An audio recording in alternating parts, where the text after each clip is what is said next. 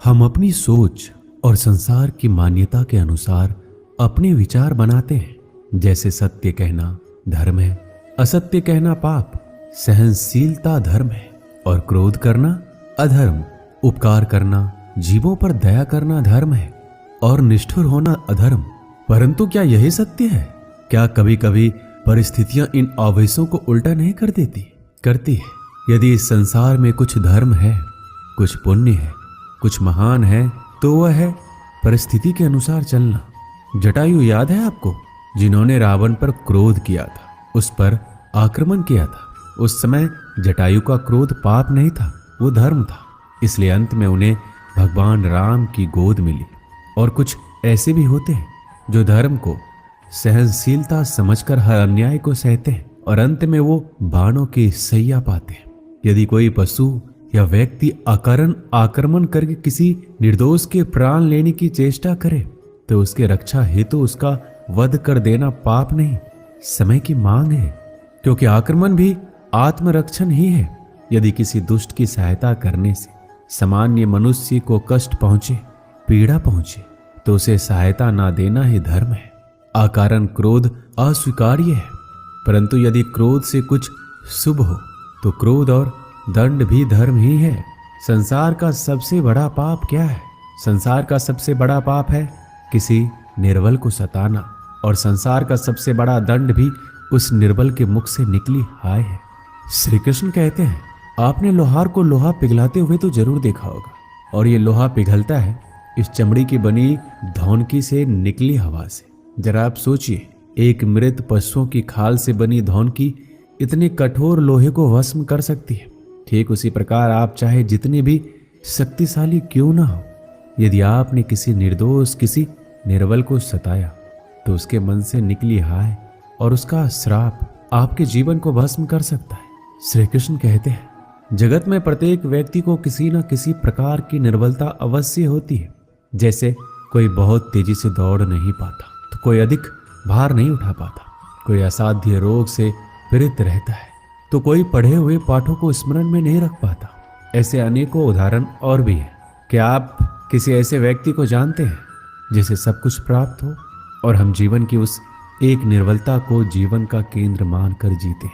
हृदय में दुख और असंतोष दोनों सदा रहते हैं। निर्बलता मनुष्य को जन्म से अथवा संयोग से प्राप्त होती है, किंतु उस निर्बलता को मनुष्य अपने ही मन की मर्यादा बना लेते हैं। किंतु कुछ व्यक्ति ऐसे भी होते हैं जो अपने पुरुषार्थ और श्रम से उस निर्बलता को पराजित कर देते हैं। क्या भेद है उनमें और अन्य लोगों में? क्या आपने कभी विचार किया है?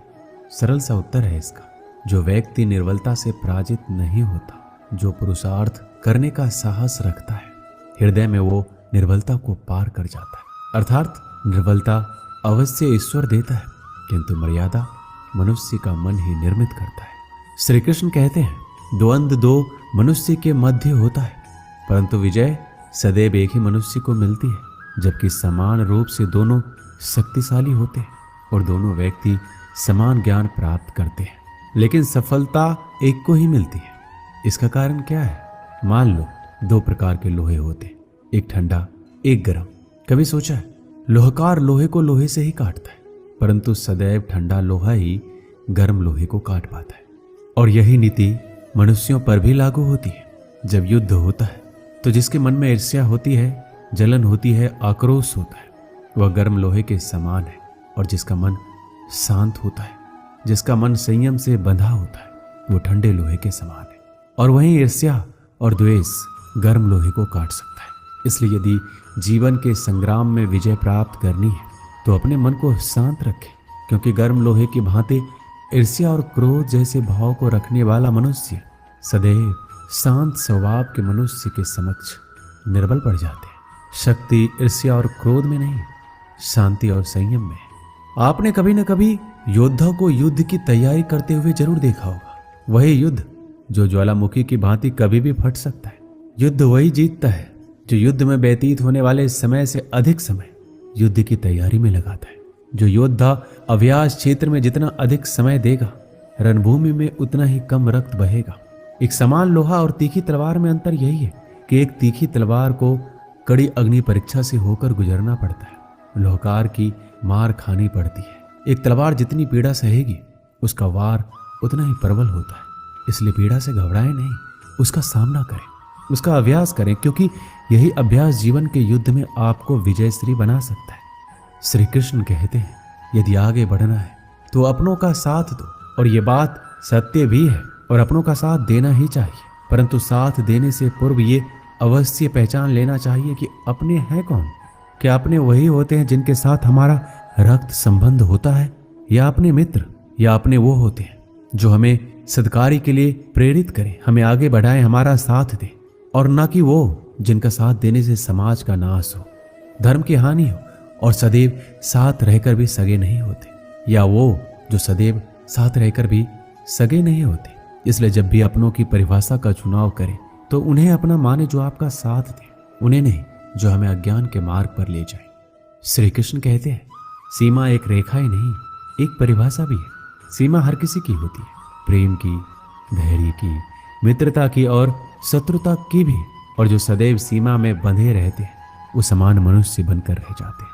परंतु जो समय आने पर सीमा तोड़ देते हैं वही भविष्य बनाते हैं, क्योंकि सीमा केवल आपको मर्यादा में नहीं रखती है, आपको बांधती भी है।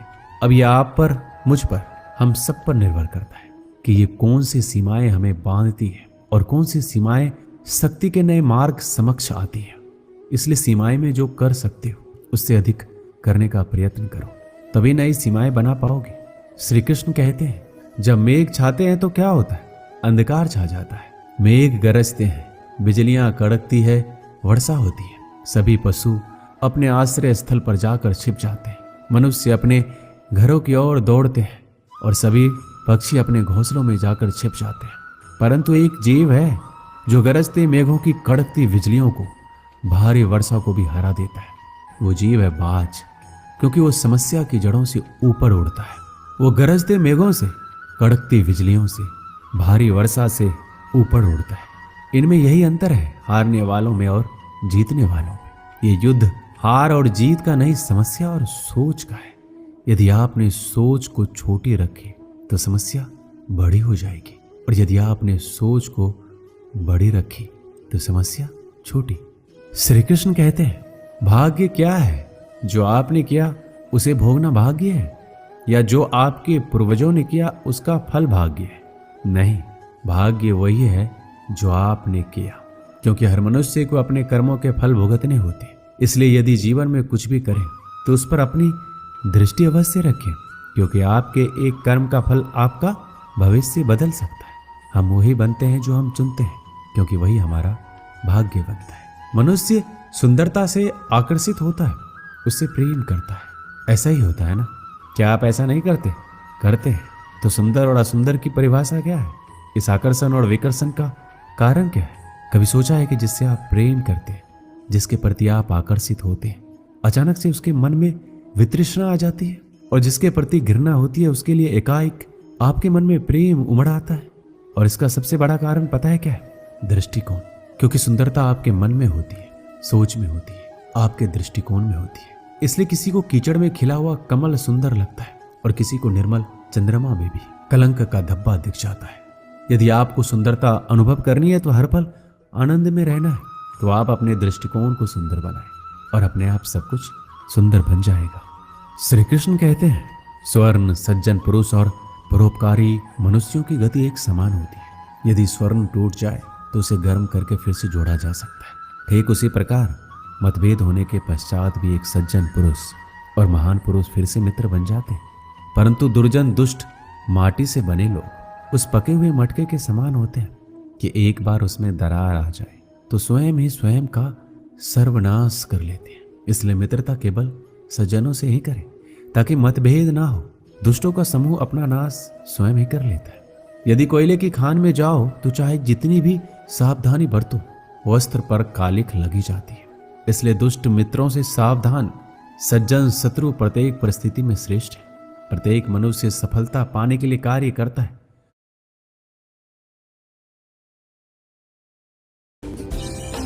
न्यू ईयर पार्टी के लिए दोस्तों को घर बुलाया है, लेकिन घर बिल्कुल भी नहीं है पार्टी रेडी। तो ग्लो नोड ऐप से बजट फ्रेंडली होम डेकोर। एक मनुष्य सफलता पाने के लिए कार्य करता है। कुछ सफल होते हैं, कुछ नहीं होते, और जो सफल नहीं होते वो सदा अपनी असफलता का कारण या तो अपनी परिस्थितियों को बताते हैं या अपने सहयोगियों को दोषी ठहराते हैं। परंतु क्या वास्तविकता में ऐसा ही होता है? क्या कोई परिस्थिति या कोई व्यक्ति किसी की असफलता का कारण बन सकते हैं? उत्तर है हाँ भी और ना भी। कैसे? आपने तितली को देखा होगा, आपने एक मक्खी को भी देखा होगा। प्रकृति ने दोनों को समान गुण दिए हैं रसपान करने का, लेकिन एक तितली जो फूलों पर जाकर उसका रस लेती है और इस अवस्था में नए फूल खिलने की व्यवस्था भी करती है, और मक्खी घाव पर बैठती है, घाव को सराहती है और रोग भी फैलाती है। यदि इसमें किसी बात का अंतर है तो केवल सोच का। यदि आप उचित मार्ग चुनेंगे तो आपको सफलता अवश्य मिलेगा, आप में उत्साह बढ़ेगा, और यदि आप अनुचित मार्ग चुनेंगे तो आपको असफलता मिलेगी, निराशा मिलेगी। अब उचित मार्ग चुनना है या अनुचित मार्ग, यह निर्णय तो आप पर निर्भर करता है। एक बार गिद्धों का झुंड उड़ता उड़ता एक टापू पर जा पहुंचा। वह टापू समुद्र के बीचों बीच स्थित था। वहां ढेर सारी मछलियां, मेढक और समुद्री जीव थे। इस प्रकार गिद्धों को वहां खाने पीने की कोई कमी नहीं थी। सबसे अच्छी बात यह थी कि वहां गिद्धों का शिकार करने वाला कोई जंगली जानवर नहीं था। गिद्ध वहां बहुत खुश थे। इतना आराम का जीवन उन्होंने पहले नहीं देखा था। उस झुंड में अधिकांश गिद्ध युवा थे। वो सोचने लगे अब जीवन भर इसी टापू पर रहना है, यहां से कहीं नहीं जाना है, क्योंकि इतना आरामदायक जीवन कहीं नहीं मिलेगा। लेकिन उन सब के बीच में एक बूढ़ा गिद्ध भी था। वह जब युवा गिद्धों को देखता तो चिंता में पड़ जाता। वह सोचता कि यहाँ के आरामदायक जीवन इन युवा गिद्धों पर क्या असर पड़ेगा, क्या यह वास्तविक जीवन का अर्थ समझ पाएंगे। यहाँ इनके सामने किसी प्रकार की चुनौती नहीं है। ऐसे में जब कभी मुसीबत इनके सामने आ गई तो ये कैसे उसका मुकाबला करेंगे। बहुत सोचने के बाद एक दिन बूढ़े गिद्ध ने सभी गिद्धों की सभा बुलाई। अपनी चिंता जताते हुए सबसे बोला, इस टापू में रहते हुए हमें बहुत दिन हो गए हैं। मेरे विचार से हमें वापस उसी जंगल में चलना चाहिए जहां से हम आए हैं। यहाँ हम बिना चुनौती का जीवन जी रहे हैं। ऐसे में हम कभी भी मुसीबत के लिए तैयार नहीं हो पाएंगे। युवा गिद्धों ने उसकी बात सुनकर अनसुनी कर दी। उन्हें लगा कि बढ़ती उम्र के असर से बूढ़ा गिद्ध सठिया गया है, इसलिए ऐसी बेकार की बातें कर रहा है। उन्होंने टापू की आराम की जिंदगी छोड़कर जाने से मना कर दिया। बूढ़े गिद्ध ने उन्हें समझाने की कोशिश की, तुम सब ध्यान नहीं दे रहे कि आराम के आदी हो जाने के कारण तुम लोग उड़ना तक भूल चुके हो। ऐसे में मुसीबत आई तो क्या करोगे? मेरी बात मानो, मेरे साथ चलो। लेकिन किसी ने बूढ़े गिद्ध की बात नहीं मानी। बूढ़ा गिद्ध अकेला ही वहां से चला गया। कुछ महीने बीते। एक दिन बूढ़े गिद्ध ने टापू पर गए गिद्धों की खोज खबर लेने की सोची और उड़ता उड़ता उस टापू पर पहुंचा। टापू पर जाकर उसने देखा वहां का नजारा बदला हुआ था। जहां देखो वहां गिद्धों की लाशें पड़ी हुई थी। कई गिद्ध लहूलुहान और घायल पड़े हुए थे। हैरान बूढ़े गिद्ध ने एक घायल गिद्ध से पूछा, ये क्या हो गया? तुम लोगों की ये हालत कैसे हुई? घायल गिद्ध ने बताया, आपके जाने के बाद हम इस टापू पर बड़े मजे की जिंदगी जी रहे थे, लेकिन एक दिन एक जहाज यहाँ आया। उस जहाज ने यहाँ चीते छोड़ दिए। शुरू में तो उन चीतों ने हमें कुछ नहीं किया, लेकिन कुछ दिनों बाद जब उन्हें आभास हुआ कि हम उड़ना भूल चुके हैं, हमारे पंजे और नाखून इतने कमजोर पड़ गए हैं, हम तो किसी पर हमला भी नहीं कर सकते, ना ही अपना बचाव कर सकते, तो उन्होंने एक एक करके मार कर खाना शुरू कर दिया। उनके ही कारण हमारा ये हाल है। शायद आपकी बात ना मानने का ये फल हमें मिला है। दोस्तों, हमें इस कहानी से क्या सीख मिलती है? अक्सर हम कंफर्ट जोन में जाने के बाद उससे बाहर आ पाना मुश्किल होता है। ऐसे में चुनौतियां आने पर उसका सामना कर पाना आसान नहीं होता। इसलिए कभी भी कंफर्ट जोन में जाकर खुश ना हो जाए। खुद को हमेशा चुनौती देते रहे और मुसीबत के लिए तैयार रहे। जब तक आप चुनौती का सामना करते रहेंगे तो आप हमेशा आगे बढ़ते रहेंगे। दोस्तों, इस वीडियो में बस इतना ही। मिलते हैं अगली वीडियो में। अपना ख्याल रखिएगा। जय श्री कृष्ण।